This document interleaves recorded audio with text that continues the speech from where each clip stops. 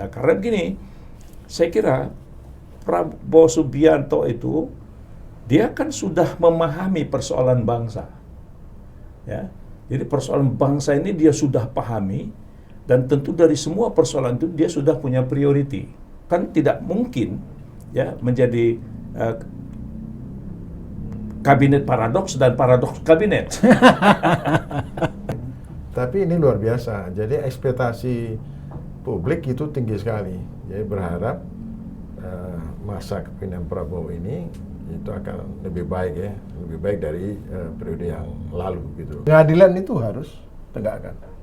Kesalahan-kesalahan pada pemerintahan Jokowi itu harus dibawa ke hukum.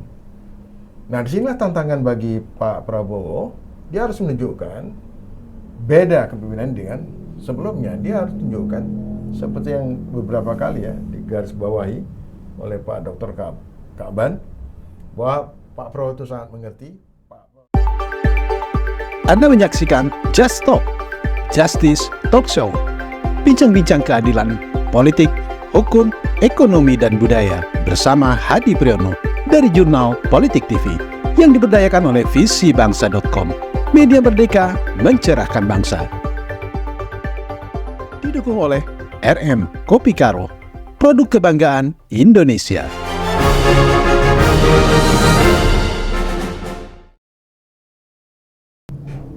Pemirsa, berjumpa lagi dalam bincang spesial Jurnal Politik TV, Just Talk, Justice Talk Show, bincang-bincang seputar keadilan ekonomi, hukum, politik, dan budaya. Perkembangan politik terkini, sebanyak 108 orang akan mengisi kabinet yang akan datang, yang dipimpin oleh Presiden Prabowo. 49 calon menteri dan 59 calon wakil menteri dan beberapa kepala badan.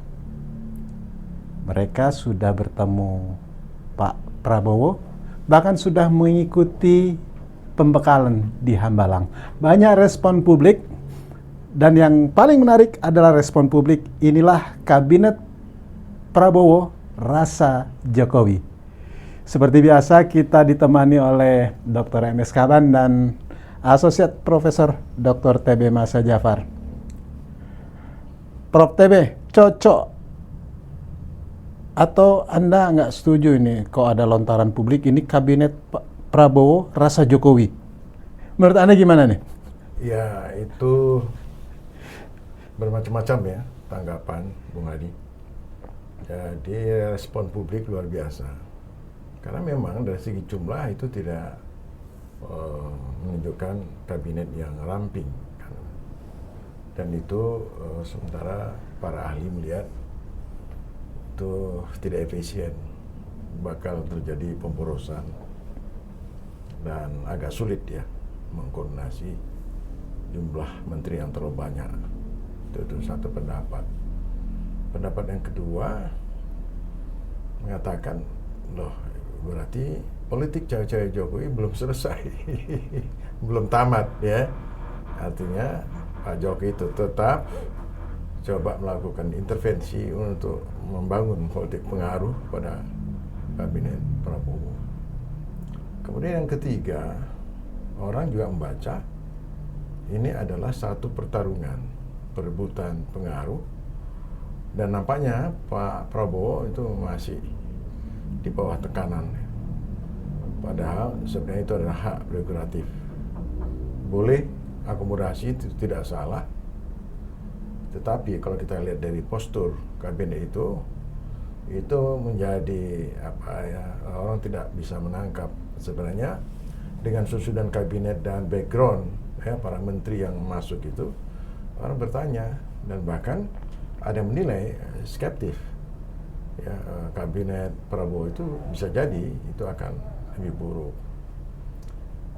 Banyak spekulasi lain ya, mungkin pada tahap awal Prabowo tetap mengakomodasi, tetapi dalam jangka waktu tertentu dia akan devaluasi, mungkin Akan kocok ulang? Akan kocok ulang. Pak Ka'ban, Nah, isu kocok ulang ini kalau Prof TB tadi mungkin beberapa waktu kemudian, tapi isu kocok ulang ini belum pun dilantik kabinetnya, isu kocok ulang sudah mulai bergulir ini.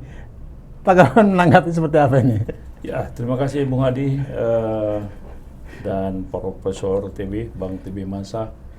Ya, jadi memang setiap pergantian presiden, konsekuensinya ada pergantian kabinet. Dan itu saya kira lumrah saja, ya, hal yang lumrah. Kemudian apa yang beberapa hari ini menjadi heboh, menjadi berita, karena jumlah menteri dan juga wamen-wamen juga cukup besar. Kalau ada yang mengatakan ini besar ya, tambun, tambun. Tapi kalau saya melihatnya ini kan baru proses, ya, proses memanggil orang-orang, ya, kan belum ada kabinet, jadi belum ada kabinetnya, belum ada, baru memanggil orang-orang aja. Gitu. Kabarnya akan diumumkan besok usai pelantikan. Jadi justru kita akan lihat kira-kira 39.600 detik lagi. Jadi 39.600 detik lagi proses pergantian kekuasaan di Indonesia dari Joko Widodo atau Joko Mulyono, ya kan, ke PS08 Prabowo Subianto. Nah, inilah yang kita harus lihat besok.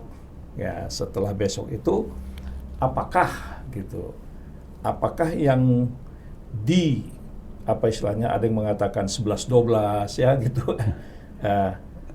Kita harus lihat besok setelah pelantikan gitu. Besok setelah pelantikan bagaimana kabinet yang dibangun oleh Prabowo Subianto. Nah, di situ kita bisa melihat bagaimana ke depan gitu. Jadi kalau yang kemarin tuh saya melihat itu ya namanya orang diundang, mungkin proses rekrutmen ya. Proses rekrutmen. Nah, tentu ada target-target yang akan dicapai. Ya, karena begini, saya kira Prabowo Subianto itu dia kan sudah memahami persoalan bangsa. Ya. Jadi persoalan bangsa ini dia sudah pahami, dan tentu dari semua persoalan itu dia sudah punya priority. Sudah punya target-target, apa yang harus dilakukan dan siapa yang harus melakukan yang tepat untuk menyelesaikan itu. Nah, itu kan bisa kita baca dari Paradoks, ya, buku Paradoks Indonesia yang dibuat oleh Prabowo Subianto. Kan tidak mungkin ya menjadi kabinet paradoks dan paradoks kabinet. Gitu. Jadi dia sebelum jadi presiden, dia sudah tahu itu ada bangsa ini persoalannya ini. Dia ada dalam buku Paradoks Indonesia itu. Jadi saya yakin dia punya, ya, menempatkan kembali beberapa orang dari kabinet Jokowi, termasuk jawaban dari paradoks kabinet itu. Ya, jadi itu. Jadi siapa orang yang tepat, ya, untuk menjawab pertanyaan-pertanyaan persoalan yang akan dihadapin Prabowo. Nah, disitulah yang saya katakan tadi, bisa paradoks, ya, kabinet, ya, dan kabinet paradoks itu dalam menghadapi paradoks Indonesia ini. Nah, kalaupun 100, Bung Hadi, ya Indonesia ada pengalaman, ya, pengalaman sejarah itu ada, kalau nggak salah saya ya, itu Dwi Kora I dan Dwi Kora II, ya, zaman Bung Karno, kabinet era Bung Karno, 100 menteri. Nah, tapi kabinet Dwi Kora I era Bung Karno itu yang pertama itu hanya berusia 30 hari. Nah, kemudian rombak lagi, jadilah dia hampir kira-kira 3 bulan. Nah, jadi kalau pertama 30 hari, tambah 30 udah 120 hari. Jadi artinya, kalaupun ada kabinet 100 menteri, ya kita lihatlah perjalanan usianya hanya tak lebih 100 hari juga. Hari. Nah, ini kan kita tidak bisa juga lepas dari peristiwa sejarah. Ya kan, sejarah itu kan berulang, kata Ibnu Khaldun, gitu kan. Jadi Ibnu Khaldun itu mengatakan sejarah itu berulang. Nah, nah itu pertanyaannya, apakah Prabowo Subianto sebagai presiden terpilih yang dipilih 58% rakyat Indonesia itu akan mengulangi sejarah Dwi Kora 1, kabinet Dwi Kora 1 dan 2 zaman Bung Karno itu. Prof, ada prediksi kemungkinan secara politik? Anda tadi menyebut berselang waktu kemudian akan berubah ini. Ya, Kabinet 100 Menteri Prabowo ini ada beberapa kemungkinan. Jadi kalau dia gemuk itu pasti akomodasi politik ya. Itu udah pasti. Sehingga jumlahnya banyak ya, postur kabinetnya itu terlalu gemuk. Itu mengisyaratkan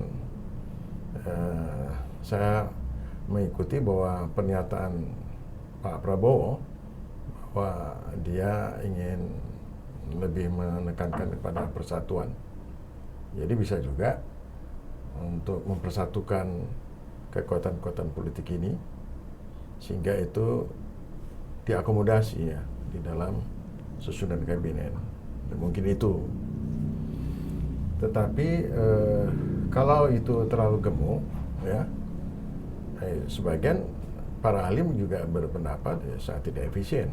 Jadi memang tidak mudah pilihan politik ya, akomodasi politik dengan kabinet yang efisien atau kabinet ahli. problem dasar sebenarnya ini soal gemuk atau soal performa. Misalnya publik menilai kalau berharap ada hal-hal baru ini nggak mungkin karena toh kabinetnya juga berisi orang-orang lama yang sudah teruji. Karena begini Bung Hadi, sebagian kan sangat kencang itu. Publik mengharapkan jangkar kabinet. Tentu itu ada alasannya. Bahwa sebagian kinerja para menteri pada masa 2 periode ini atau periode terakhir itu adalah buruk. Kita bisa lihat misalnya performa BUMN. Apakah yang mengendalikan BUMN itu masuk lagi? Ya termasuk juga Menteri Keuangan, ya terkait dengan hutang ya dan lain-lain ya. Juga ada beberapa menteri. Saya nggak etis untuk menyebutkan. Nah sebenarnya menteri-menteri yang tidak perform itu jangan masuk lagi lah. Kan masih banyak calon-calon menteri yang saya kira banyak juga yang bagus ya. Kenapa nggak dikasih kesempatan gitu? Nah itu yang kita lihat harapan publik itu pada masa pemerintahan Prabowo itu susunan kabinet itu akan menggambarkan perubahan. Second kabinet ya, kabinet second kerja kabinet, ya. gitu ya. Tapi kan yang terjadi second kabinet bukan second kabinet. Ya, second kabinet dengan katanya apa? Kabinet Prabowo rasa Jokowi. Jadi macam-macam kesimpulannya. Tapi ini luar biasa. Jadi ekspektasi publik itu tinggi sekali. Jadi berharap masa kepemimpinan Prabowo ini itu akan lebih baik ya, lebih baik dari periode yang lalu gitu. Satu hal lagi yang menarik Bung Hadi ya, bahwa Prabowo sudah memberikan pesan bahwa ini menteri-menteri ini jangan cari duit kan begitu. Artinya dia sudah memberikan signal. Jadi jangan ada pemanfaatan jabatan menterian untuk tujuan-tujuan kepentingan pribadi dan seterusnya. Dia sudah kasih warning. Tapi kalau dilihat dari orang-orang yang direkrut tadi ya, walaupun belum pasti, itu kok sepertinya nggak ketemu. Tidak ketemu antara pernyataan dengan kenyataan itu dia nggak ketemu. Nah itu saya kira. Nah jadi memang sebelum tersusun kabinet, memang publik itu memang harus memberikan masukan, memberikan kritik-kritik sehingga Pak Prabowo sebagai presiden itu bisa memilih ya, memilih atau mengambil keputusan yang tepat agar tidak mengulangi kegagalan atau kekurangan masa lalu. Jadi suara publik ini betul-betul harus jadi pertimbangan gitu. Tidak hanya pada lobby-lobby ya para pemberian partai gitu. Nah, tapi bagus juga sebelumnya boleh partai boleh, tapi jangan semua orang partai. Orang partai bisa juga menyodorkan yang punya latar belakang sebagai teknokrat. Bagus juga itu. Pak Kaban, sebenarnya publik kan nggak boleh kaget-kaget amat juga melihat yang terakhir muncul dipanggil Pak Prabowo. Karena Pak Prabowo sejak jauh sebelumnya, sebelum pemanggilan ini, kan menyampaikan, saya tidak mau ada menteri-menteri yang baru belajar. Dia harus yang punya pengalaman. Dan itu rupanya sinyal untuk kembali menempatkan menteri-menterinya Jokowi. Tanggapan Anda seperti apa? Begini Bung Adi, Bang Prop ya, ini kan koalisi, ya, koalisi partai-partai, ya, koalisi partai-partai itu sebetulnya kan pada akhirnya, ya, siapapun yang memimpin dia tidak merdeka, ya, dia tidak merdeka, dia tidak bisa merdeka menentukan harus A, harus B, harus C, karena mau tidak mau ketika koalisi itu, maka apalagi kan ini koalisi Indonesia Maju atau koalisi Indonesia Makmur apa koalisi Indonesia Mundur tuh nggak tahu nih koalisinya ini, ya kan? Jadi ini kan Kim ya, Kim plus. Kim plus. Jadi Kim plus mundur atau Kim plus maju, ya kan? Kim plus emas atau Kim plus cemas, akan gitu tuh. Nah, jadi ini koalisi. Nah, koalisi ini ada yang sangat dominan. Ya partainya, partai cawe-cawe itu Presiden Jokowi, gitu. Jadi apapun ceritanya, ya, walaupun kemarin itu partai-partai ini berkoalisi, tapi itu Joko Widodo besar perannya. Jadi dia bilang, mana jasa gue, gitu lah kira-kira kan. Jadi PS08, gitu kan, mau nggak mau dia kan sebagai menteri menghadapin presiden yang memenangkan dia. Jadi dengan kondisi psikologis seperti ini, ya kan, ya selama Joko Widodo masih mendominasi, ya nggak merdeka menentukan kabinet. Ini menurut saya, karena ini koalisi. Karena koalisi itu biasanya di dalam menyusun itu yang ditunjuk tidak akan independen, tidak akan merdeka menentukan sikapnya gitu. Ini banyak contoh lah di dunia ini ya, apalagi sejarah Indonesia hal-hal seperti itu juga cukup banyak. Tapi yang penting bagi kita, tadi masalah masyarakat, ya masyarakat tentu setiap pergantian itu di situ ada harapan.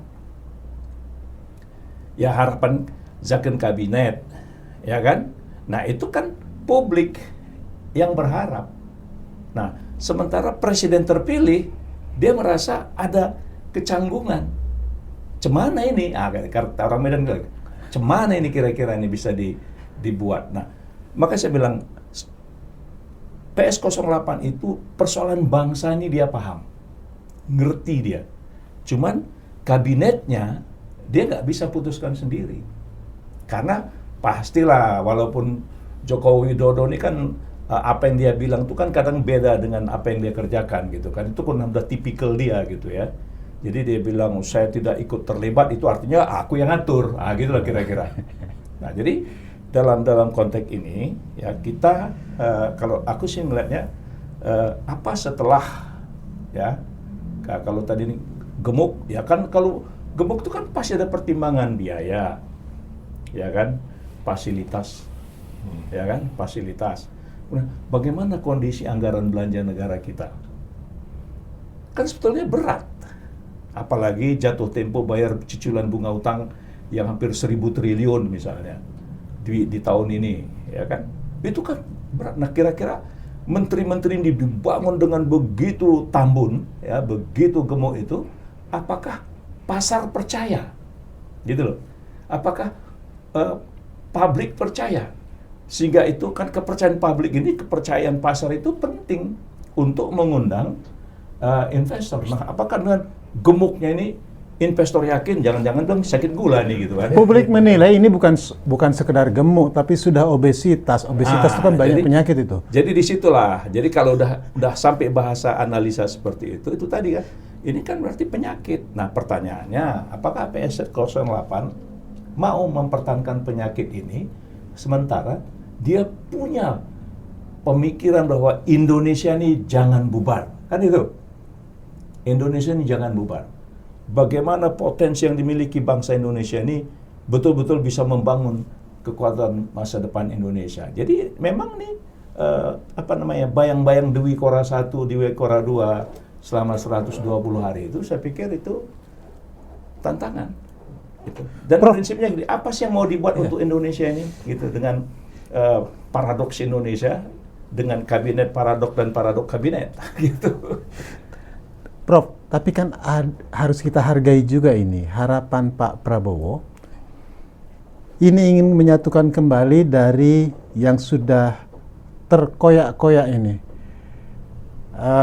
Kim lawan kelompok perubahan itu kan sudah, tapi akhirnya kan kemudian jadi Kim Plus, menyatukan kembali, PKB masuk, belakangan Nasdem menyatakan tidak akan ikut di kabinet, PKS ikut gitu.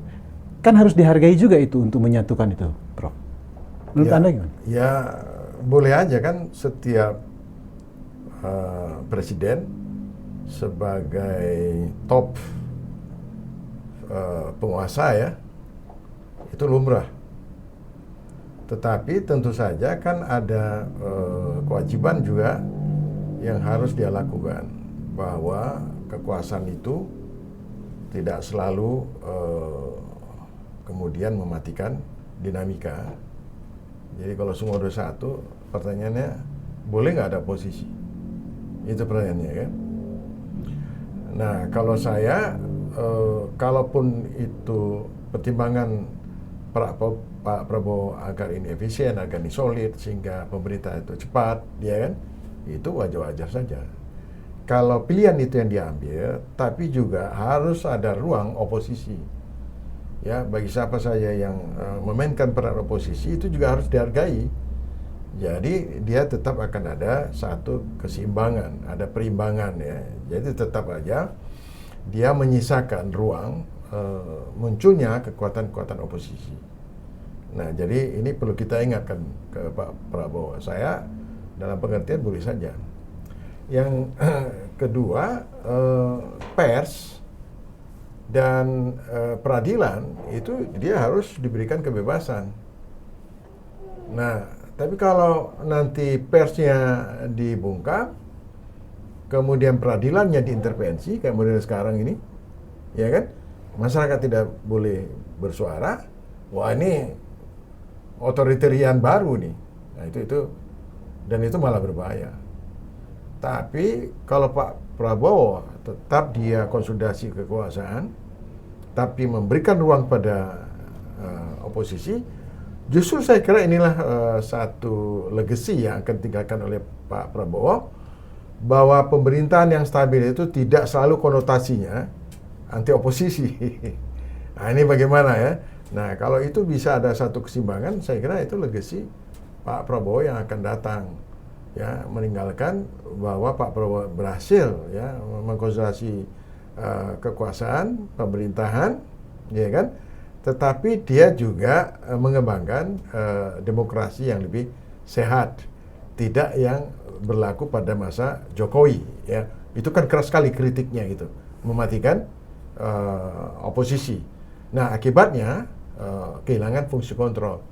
Karena Pak Prabowo sekuat apapun atau seberhasil apapun dia mampu mengkonsolidasi ya kekuatan-kekuatan politik ini, percayalah Pak Prabowo tidak akan mampu melakukan kontrol pada ya semua lini kekuasaan yang sebenarnya kalau lose control itu juga yang akan menanggung juga pemerintahan Prabowo gitu. Jadi menurut saya silakan aja untuk mengkonsolidasi kekuasaan, persatuan kah apalah, tapi jangan lupa juga memberikan ruang pada suara oposisi. Saya kira itu tantangan buat Pak Prabowo gitu.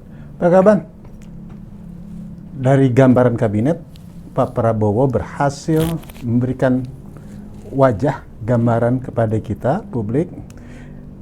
Dia berhasil menyatukan dari sisi berbagai macam latar belakang partai politik. Tapi kan tidak dengan tokoh-tokoh kritis yang saya kira itu juga apa yang dimaksud oleh Prof. Ini masih tetap akan bersuara dan itu juga harus dihargai. Pak Kaban melihatnya seperti apa ini? Iya, saya hanya mencoba mengutip apa yang pernah dia sampaikan. Saya akan merangkul semua, ya kan? Saya akan merangkul semua. Semua yang dirangkul tuh siapa? Ya kan? Ya, saya akan merangkul semua. Yang dirangkul itu siapa? Kemudian yang penting jangan ganggu. Nah, apakah Ketambunan? Ya, kalau Ketambunan. Nanti marah orang Batak loh. Bukan ya. Jadi bukan ini tidak Kegemukan. kegemukan kabinet. Apakah itu tidak mengganggu? Apakah tidak mengganggu? Karena orang nggak yakin. Karena orang nggak yakin, orang nggak percaya. Jadi satu sisi mau merangkul semua dan tidak mau diganggu, tapi apa yang dibentuk itu justru sumber gangguan internal, ya, mengganggu dari dalam.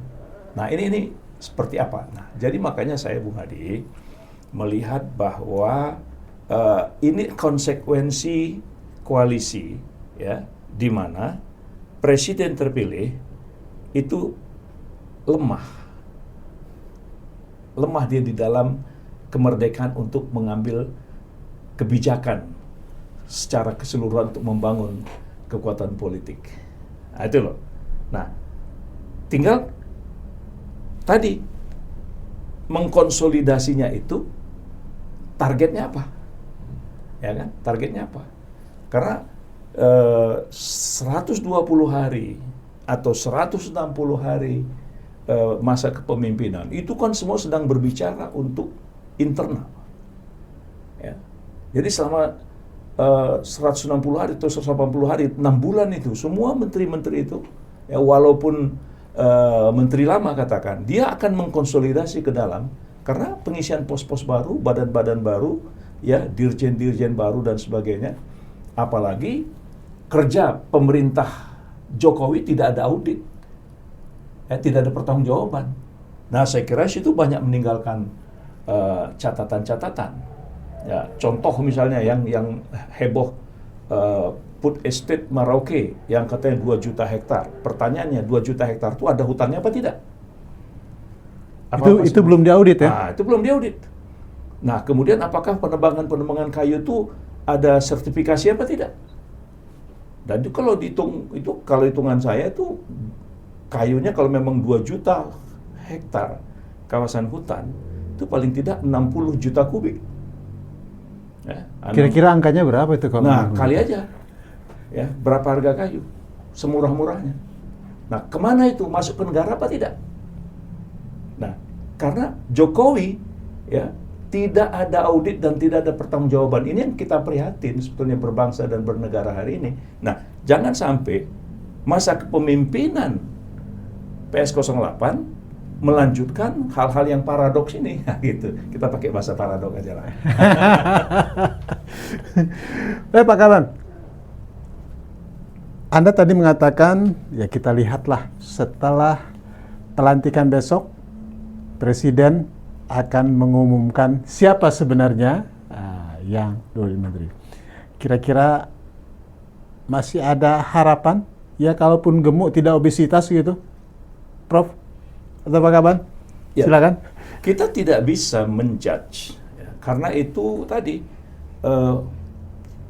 full authority presiden, karena dia punya hak prerogatif. Ya, dan prerogatif itu tentu dengan pertimbangan. Nah, tapi saya mengatakan bahwa karena ini koalisi, ya, tidak merdeka menentukan kabinetnya, karena ada titipan, ya kan, partai pengusung. Nah, salah satu yang mengusung itu kan Joko Widodo dengan anaknya, kan nggak mungkin dong, ya. Joko Widodo kan tidak mau dia anaknya itu diperlakukan sebagaimana dia memperlakukan Ma'ruf Amin sebagai wakil presiden. Ya kan? Ya kan?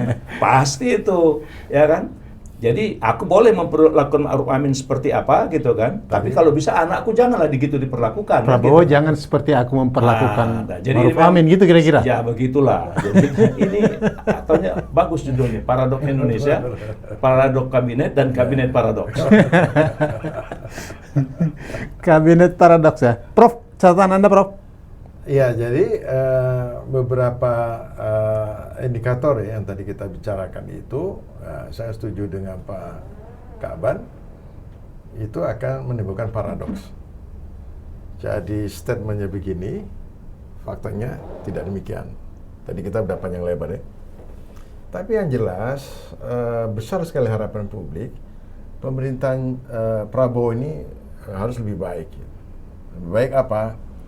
Segi pembangunan ekonomi, ya, soal pemerataan, soal ketimpangan, itu masih menjadi PR. Yang kedua adalah penegakan hukum, itu sorotan sekali itu. Tadi Pak Dr. Kaban sudah mengatakan, kira-kira bisa nggak Prabowo bisa nggak mengaudit? Atau dianggap angin lalu aja, justru itu bahaya. Orang tidak menangkap message atau pesan-pesan yang positif, ini nggak ada bunyinya nih soal law enforcement. Sama aja loss aja begitu.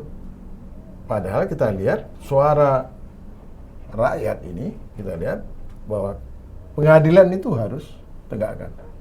Kesalahan-kesalahan pada pemerintahan Jokowi itu harus dibawa ke hukum. Nah, disinilah tantangan bagi Pak Prabowo. Dia harus menunjukkan beda kepemimpinan dengan sebelumnya. Dia harus tunjukkan seperti yang beberapa kali ya digarisbawahi oleh Pak Dr. Kaban, bahwa Pak Prabowo itu sangat mengerti, Pak Prabowo itu ahli strategi, Pak Prabowo itu sudah hidup malang melintang, Pak Prabowo itu sangat gaul di dalam dunia internasional, Pak Prabowo itu adalah pokoknya dari segi kepemimpinan orang tidak ragu. Tapi kalau pemerintahannya, ya, apa yang sudah dikemukakan tadi beberapa hal tidak diwujudkan, ya, tidak nampak dalam kebijakannya, ya apa bedanya? Jangan-jangan lebih buruk ya. Nah, itu saya kira barangkali paradoks yang dimaksudkan oleh Pak Kaban itu bisa menjadi bukti gitu. Tentu kita tidak berharap paradoks itu justru mendowngrade kepemimpinan Pak Prabowo, tetapi paradoks itu ingin dipecahkan oleh Pak Prabowo. Itu kita harapkan. Gitu Pak Kaban. Baik, Pak Kaban, terima kasih.